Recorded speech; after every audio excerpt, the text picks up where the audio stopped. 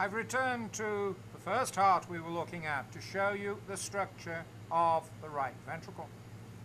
As you see, although we call it the right ventricle, in reality it is the anterior ventricle, since it extends virtually to the left margin of the ventricular mass, and we can see here the location of the anterior interventricular artery.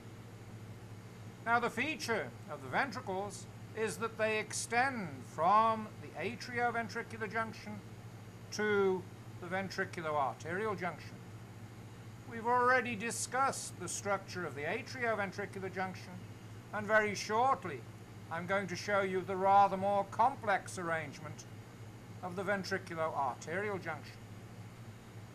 Now when I open the anterior wall so that we can look into this right ventricle, we can see its component parts. And we analyze the ventricles as having three component parts. And those parts are the inlet component, extending from the atrioventricular junction to the attachments of the tension apparatus supporting the tricuspid valve, the outlet component supporting the leaflets of the arterial valve, and then the crucial third ventricular component, which is the apical trabecular component. Now when we look at this apical trabecular component of the right ventricle, we can see that these trabeculations are somewhat coarse. And I'm going to compare for you the nature of these coarse trabeculations in the right ventricle with the much finer crisscrossing trabeculations of the left ventricle, because in the final analysis it is the nature of these apical trabeculations that tell us that this is a morphologically right ventricle. Because in malformed hearts, the inlet component and the outlet component may be lacking, but still, on the basis of the nature of these apical trabeculations, we can recognize this as being a morphologically right ventricle. But of course, when we have all three components present, we make use of these components so as to tell us that this is the right ventricle.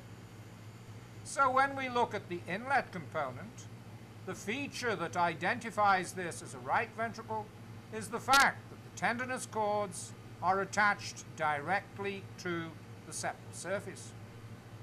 Now one of these cords is particularly important, this one. It's not terribly obvious in this heart, and I'll show you again this important outlet area, but this is the medial papillary muscle, and it arises from this septal trabeculation not well seen in this heart. Here, arising from the septal trabeculation and cut across, we have the location of the moderator band, and the moderator band crosses the cavity of the ventricle to attach here to the anterior papillary muscle of the tricuspid valve. And then we see stretched between the anterior papillary muscle and the medial papillary muscle, we have the anterosuperior leaflet, which hangs down as a curtain between the inlet and the outlet of the ventricle. Now the feature of the outlet component is that in the right ventricle, this is a complete muscular sleeve. Now I've dissected this heart to show you how you can liberate this muscular sleeve away from the base of the left ventricle. Here is the aorta that is springing from the left ventricle and giving rise to the right coronary artery. And you can now see this extensive muscular sleeve that is lifting the pulmonary valve away from the base of the heart. And it's the presence of this muscular sleeve that makes it possible for the surgeon to remove the pulmonary valve in the Ross procedure and use it as an autograft in other operative procedures. Now when we look at the outlet component, we can see its somewhat complicated anatomic arrangement. Because if we close in on the pulmonary valve, we can see how the feature of the pulmonary valve is the semilunar attachment of its 3 leaflets. And then when we look very carefully, we can see how these semilunar leaflets cross the anatomic ventriculo-arterial junction. Because at this point, the musculature of the outflow tract gives way to the fibrocollagenous wall of the pulmonary trunk. And that, of course, forms the pulmonary valvar sinuses, which extend to the attachment of the leaflets peripherally at the so-called commissures, the peripheral attachments of the zone of attachment of these leaflets at the sinutubular junction. And if I fold the heart back, you can see that there is truly a ring here where the musculature of the infundibulum gives rise to the fibrocollagenous wall of the pulmonary trunk. But when we look inside, we see how the semilunar attachments of the leaflets cross this ring where the musculature gives way to the wall of the pulmonary trunk. So where is the annulus? In fact, the attachment of the leaflets is not annular. The attachment of the leaflets is in the form of a crown, with the leaflets rising to the points of the crown, but falling to their basal attachments to the subpulmonary infundibulum. And the semilunar attachments is such that at the base of each sinus of the pulmonary valve, a little crescent of musculature is incorporated as part of the pulmonary trunk, whereas at the attachments of each leaflets peripherally, there is a small triangle of arterial wall that is incorporated as part of the ventricular outflow tract. So the attachments at the ventriculo-arterial junction, much more complex than the attachments at the atrioventricular junction, the overall arrangement being dominated by the semilunar attachments of the arterial valvar leaflets. Now I've taken another normal heart because I want to show you in rather more detail the relationship of the septal surface of the right ventricle to the subpulmonary infundibulum, because this is the so-called crista supraventricularis. Now we've trimmed this heart down to the level of the sinutubular junction, so you can again see the semilunar attachments of the pulmonary valve, and this heart shows you very nicely the small crescent of infundibular musculature that forms the base of what the pulmonary valvar sinus.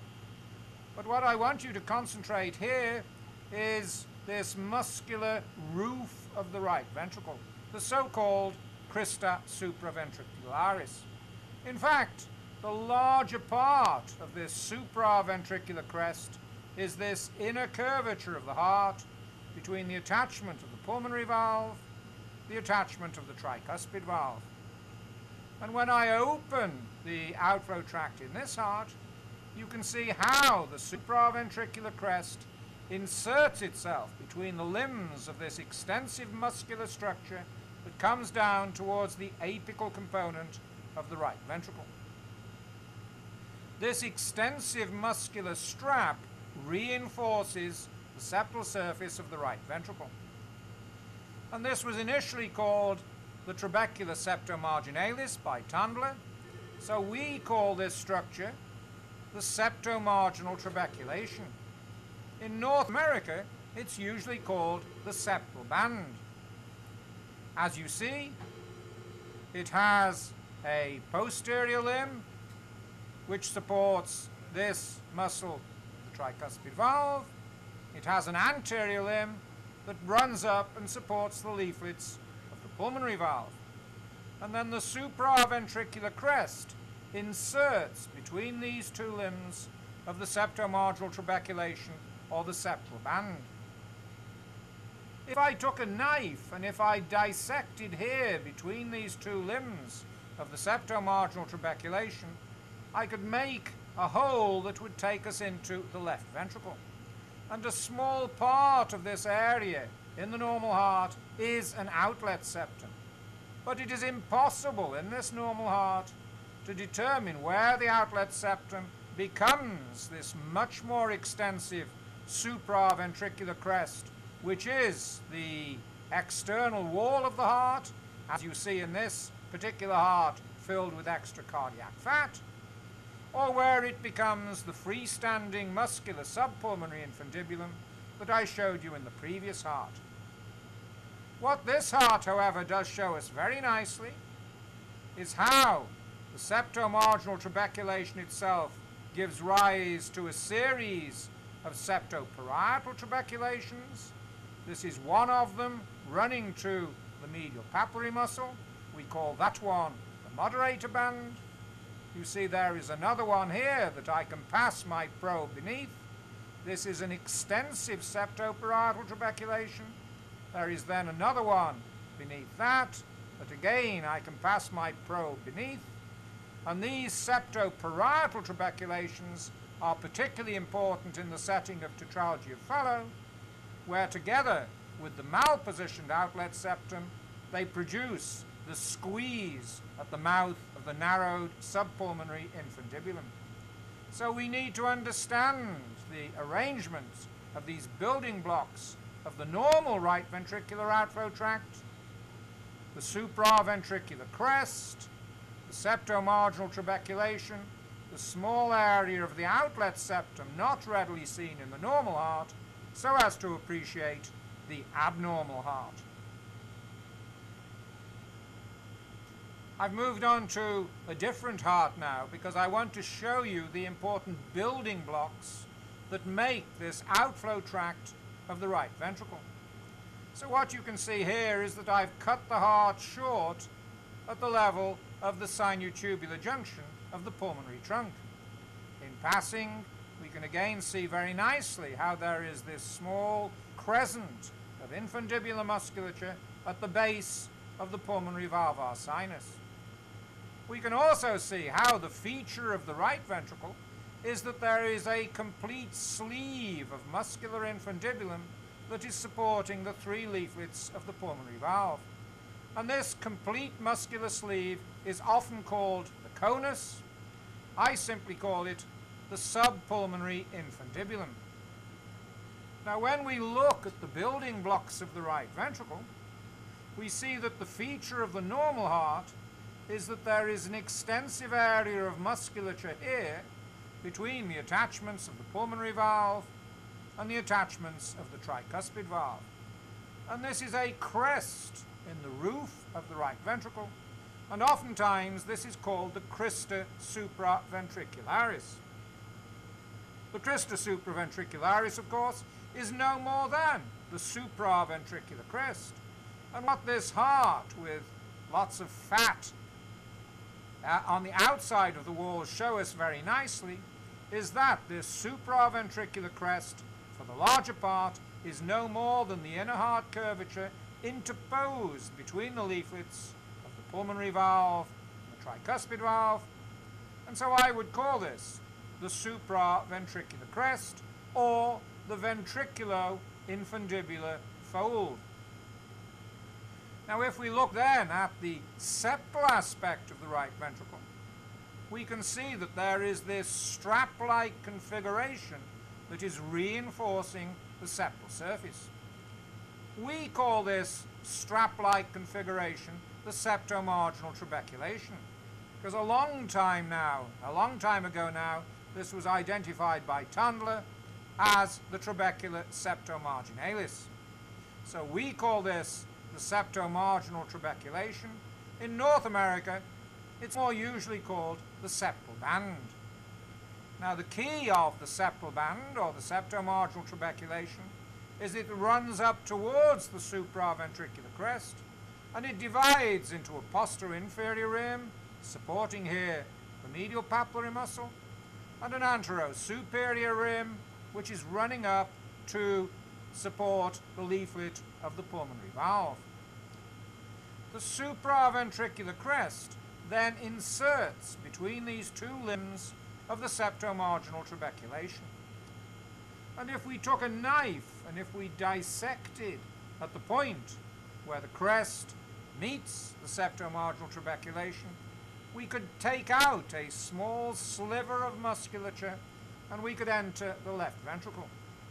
But there's no way in this normal heart that we can tell where the part of muscle representing the outlet septum becomes confluent with the ventricular infundibular fold and with the freestanding subpulmonary infundibulum.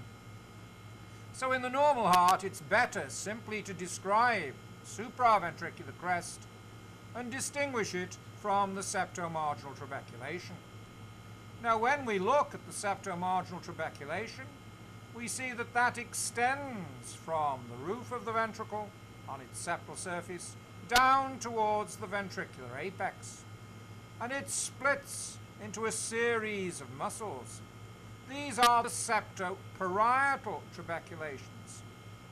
This particular one is a moderator band, and we see that it runs from the septomarginal trabeculation to the medial papillary muscle, the anterior papillary muscle of the tricuspid valve. We then see that here there is a large septoparietal trabeculation under which I can pass my probe, and beneath that we have yet another septoparietal trabeculation. These septoparietal trabeculations running round the anterior margin of the ventricle are particularly important in congenital malformations, and it is for these congenital malformations that we need to recognize these various building blocks: the ventriculo-infundibular fold, the septomarginal trabeculation, the septoparietal trabeculations, because they can come apart when the heart itself is congenitally malformed.